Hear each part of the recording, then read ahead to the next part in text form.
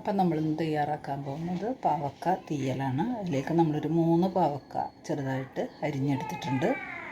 അപ്പോൾ നമ്മളതിലേക്ക് ആവശ്യമുള്ളൊരു 5-6 പച്ചമുളക് എടുത്തിട്ടുണ്ട്, കുറച്ച് വേപ്പില എടുത്തിട്ടുണ്ട്, ഒരു 4 അല്ലി വെളുത്തുള്ളി എടുത്തിട്ടുണ്ട്, ഒരു ചെറിയ കഷ്ണം കുടപ്പുളി നമ്മൾ കടുക് പൊട്ടിയിട്ടുണ്ട്. നമ്മൾ ഇഞ്ചി പച്ചമുളക് വെളുത്തുള്ളി ഉള്ളി എല്ലാം ഇട്ട് കൊടുക്കുന്നുണ്ട്.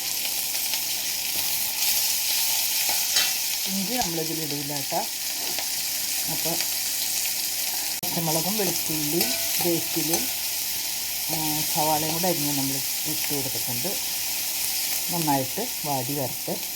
ലേശം ഉപ്പ് ഇട്ട് കൊടുക്കുക. നമുക്ക് നമ്മൾ ഒരു സ്പൂൺ മല്ലിപ്പൊടി ഇട്ട് കൊടുക്കുന്നുണ്ട്, കുറച്ച് മഞ്ഞൾപ്പൊടി ഇട്ട് കൊടുക്കും, സ്പൂൺ മുളക് പൊടി ഇട്ട് കൊടുക്കുന്നുണ്ട്, ഒരു 1/2 സ്പൂണാണ് കേട്ടോ മഞ്ഞൾപ്പൊടി ഇട്ട് കൊടുത്തിട്ടുള്ളത്. നന്നായിട്ട് വാടി വന്നിട്ടുണ്ട്. അപ്പം നമുക്ക് അരിഞ്ഞു വെച്ച പാവക്ക ഇതിലേക്ക് ഇട്ട് കൊടുക്കാം.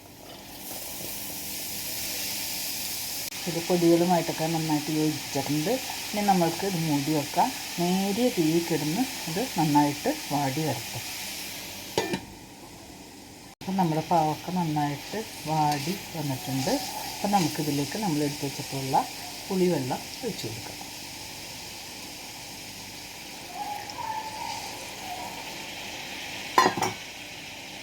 അതിലേക്ക് ഒരു നുള്ള് കുരുമുളക് പൊടി ഇട്ട് കൊടുത്തിട്ടുണ്ട്, ലേശം കായപ്പൊടി ഇട്ട് കൊടുക്കുന്നുണ്ട്, ലേശം മതി കേട്ടോ. അപ്പം നമ്മൾക്കിനി ഈ വറുത്ത് അരച്ച് വെച്ചിട്ടുള്ള തേങ്ങ വറുത്തരച്ചത് ഒഴിക്കാം. നമുക്ക് ആവശ്യത്തിന് വെള്ളം ചേർക്കാം കേട്ടോ. നമ്മൾ പാവക്കത്തീയലിന് കുറച്ച് വെള്ളമൊക്കെ ഒഴിച്ച് ഇതായിട്ടുണ്ട്. അപ്പോൾ അരപ്പൊക്കെ ഇട്ട് നന്നായിട്ട് യോജിപ്പിച്ചിട്ടുണ്ട്. ഇനി നന്നായിട്ട് തിളച്ച് ആ നെയ്യൊക്കെ തിരിഞ്ഞ് അങ്ങോട്ട് വരട്ടെ.